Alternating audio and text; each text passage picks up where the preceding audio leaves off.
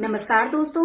अगर आप सूखी खांसी से बहुत ज्यादा परेशान है, खांसते खांसते आपकी छाती में दर्द होने लग जा रहा है, अंदर से बहुत ज्यादा जकड़न महसूस हो रहा है, घर घर की आवाज आ रही है, साथ साथ में आप जब खांस रहे हैं तो बार्किंग साउंड आ रहा है, यानी भों भों की आवाज आ रही है, इस तरह की दिक्कत से अगर आप परेशान हैं तो आज जो होम्योपैथिक मेडिसिन मैं आपको बता रही हूँ इसको आप ले सकते हैं।